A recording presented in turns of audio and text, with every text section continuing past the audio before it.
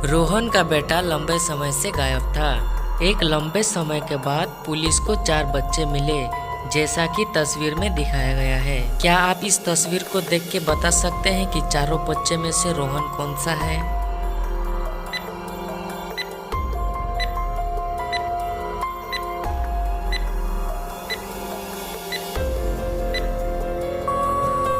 अगर आप तस्वीर को ध्यान से देखते हैं तो ए और सी की चोटी बनी हुई है और डी के हाथ में नेल पॉलिश लगा हुआ है। इसका मतलब चारों में से बी एक लड़का है और रोहन का बेटा वो है।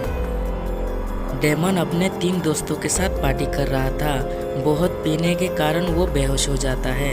तीनों लड़कियों में से एक लड़की उसे टैक्सी से घर छोड़ाती है। अगली सुबह जब वो जाग गया तो उसे एहसास हुआ कि उसकी घड़ी और पर्स गायब है। वो तुरंत उस बार में वापस चला आता है जहां वो कल रात था और कल रात की फुटेज देखने के लिए कहता है।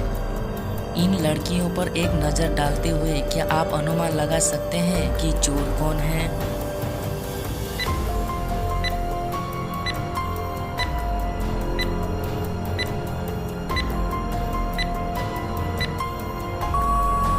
अगर आप ध्यान से देखते हैं तो डेमन के शर्ट पर एक लिपस्टिक का निशान है और उस लिपस्टिक का निशान तीसरे लड़की के लिपस्टिक से मैच करता है, यानी कि उसने ही पर्स और घड़ी चुराई है।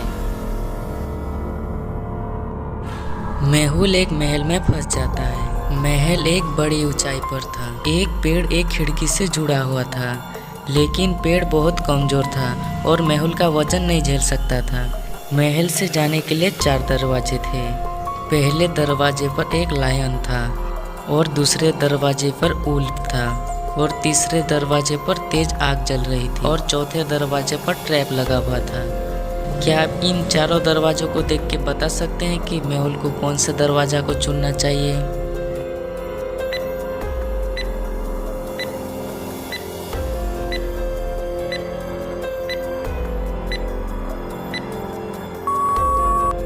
मेहुल चौथा दरवाजा चुनेगा क्योंकि चौथे दरवाजे पर ट्रैप लगा हुआ है।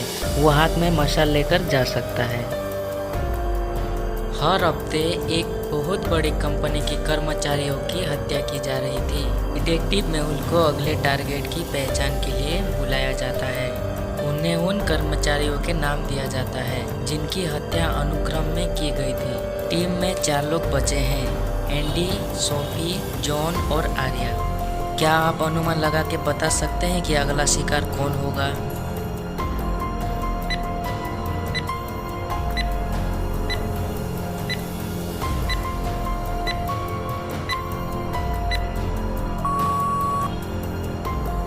किलर उसे कैलेंडर के हिसाब से शिकार को तलाश कर रहा है।